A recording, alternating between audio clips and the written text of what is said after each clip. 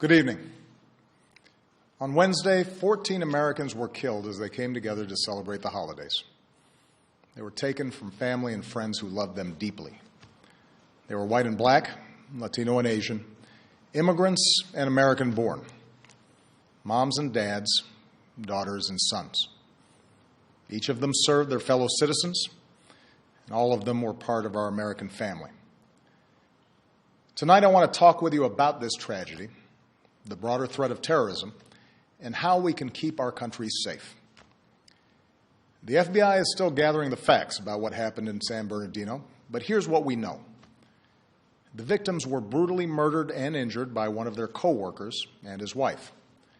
So far, we have no evidence that the killers were directed by a terrorist organization overseas or that they were part of a broader conspiracy here at home.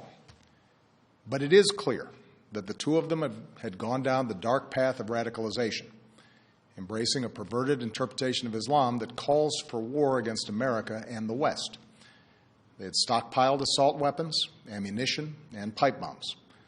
So this was an act of terrorism designed to kill innocent people.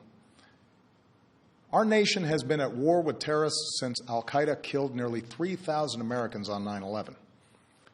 In the process, we've hardened our defenses, from airports to financial centers to other critical infrastructure. Intelligence and law enforcement agencies have disrupted countless plots here and overseas and worked around the clock to keep us safe.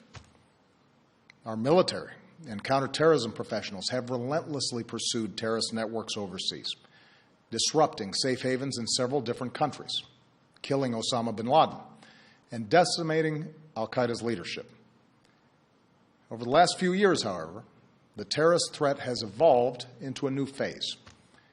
As we've become better at preventing complex, multifaceted attacks like 9/11, terrorists turn to less complicated acts of violence like the mass shootings that are all too common in our society.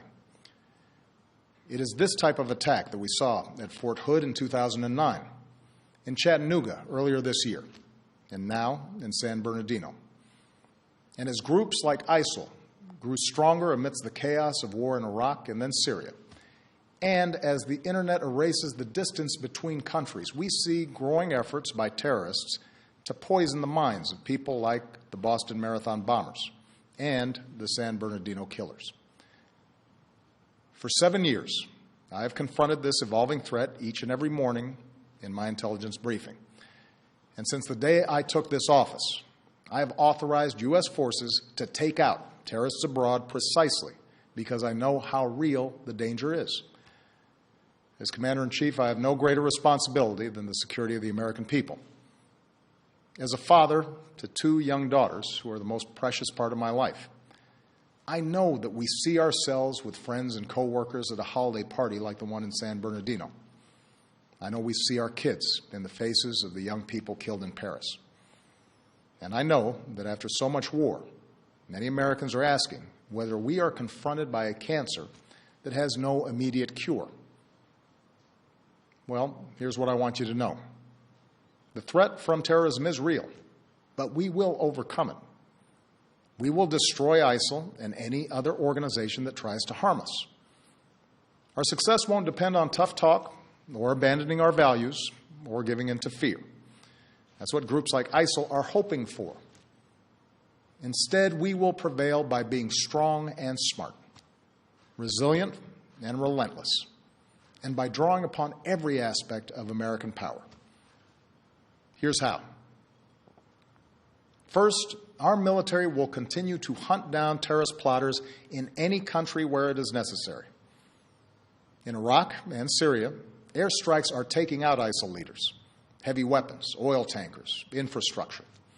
And since the attacks in Paris, our closest allies, including France, Germany, and the United Kingdom, have ramped up their contributions to our military campaign, which will help us accelerate our effort to destroy ISIL. Second, we will continue to provide training and equipment to tens of thousands of Iraqi and Syrian forces fighting ISIL on the ground so that we take away their safe havens. In both countries, we're deploying special operations forces who can accelerate that offensive. We've stepped up this effort since the attacks in Paris and will continue to invest more in approaches that are working on the ground. Third, we're working with friends and allies to stop ISIL's operations, to disrupt plots, cut off their financing, and prevent them from recruiting more fighters. Since the attacks in Paris, we've surged intelligence sharing with our European allies. We're working with Turkey to seal its border with Syria. And we are cooperating with Muslim-majority countries and with our Muslim communities here at home to counter the vicious ideology that ISIL promotes online. Fourth, with American leadership, the international community has begun to establish a process and timeline to pursue ceasefires and a political resolution to the Syrian war. Doing so will allow the Syrian people and every country, including our allies, but also countries like Russia, to focus on the common goal of destroying ISIL, a group that threatens us all. This is our strategy to destroy ISIL. It is designed and supported by our military commanders and counterterrorism experts, together with 65 countries that have joined an American-led coalition. And we constantly examine our strategy to determine when additional steps are needed to get the job done. That's why I've ordered the Departments of State and Homeland Security to review the visa waiver program under which the female terrorist in San Bernardino originally came to this country. And that's why I will urge high-tech and law enforcement leaders to make it harder for terrorists to use technology to escape from justice. Now, here at home, we have to work together to address the challenge. There are several steps that Congress should take right away. To begin with, Congress should act to make sure no one on a no-fly list is able to buy a gun. What could possibly be the argument for allowing a terrorist suspect to buy a semi-automatic weapon? This is a matter of national security.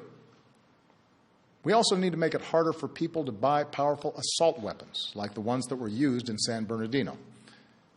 I know there are some who reject any gun safety measures, but the fact is that our intelligence and law enforcement agencies, no matter how effective they are, cannot identify every would-be mass shooter, whether that individual is motivated by ISIL or some other hateful ideology.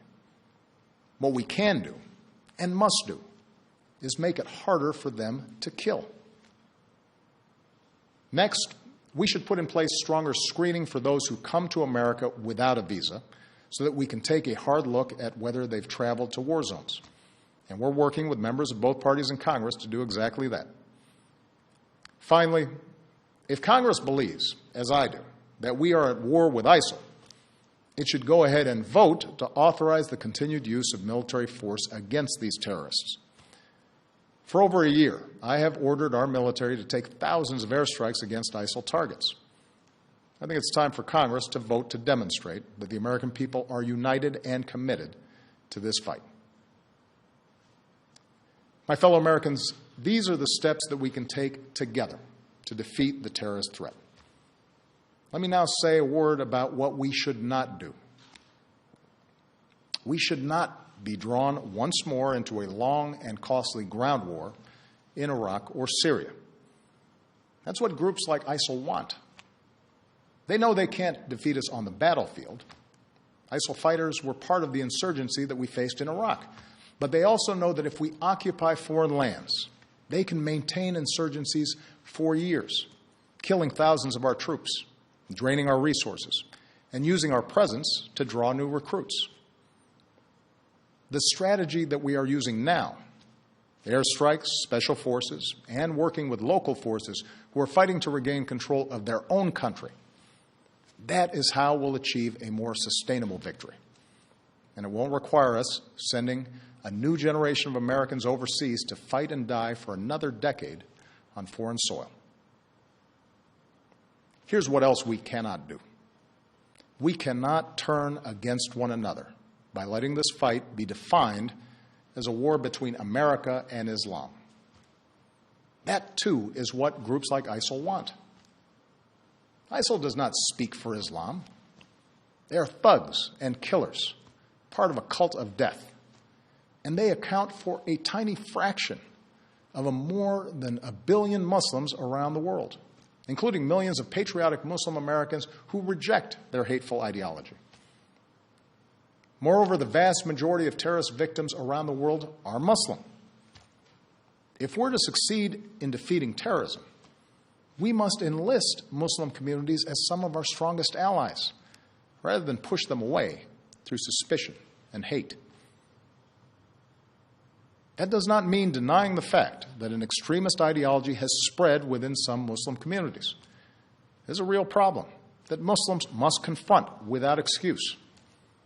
Muslim leaders here and around the globe have to continue working with us to decisively and unequivocally reject the hateful ideology that groups like ISIL and al-Qaeda promote, to speak out against not just acts of violence, but also those interpretations of Islam that are incompatible with the values of religious tolerance, mutual respect, and human dignity.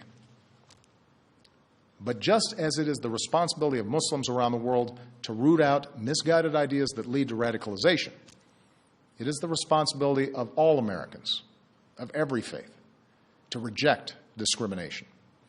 It is our responsibility to reject religious tests on who we admit into this country. It's our responsibility to reject proposals that Muslim Americans should somehow be treated differently. Because when we travel down that road, we lose. That kind of divisiveness, that betrayal of our values, plays into the hands of groups like ISIL. Muslim Americans are our friends and our neighbors, our co-workers, our sports heroes. And yes, they are our men and women in uniform who are willing to die in defense of our country. We have to remember that. My fellow Americans, I am confident we will succeed in this mission because we are on the right side of history. We were founded upon a belief in human dignity, that no matter who you are or where you come from or what you look like or what religion you practice, you are equal in the eyes of God and equal in the eyes of the law. Even in this political season, even as we properly debate what steps I and future presidents must take to keep our country safe, let's make sure we never forget what makes us exceptional. Let's not forget that freedom is more powerful than fear.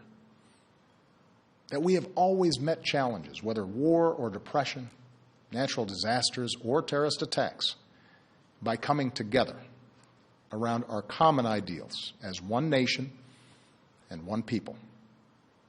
So long as we stay true to that tradition, I have no doubt that America will prevail. Thank you. God bless you, and may God bless the United States of America.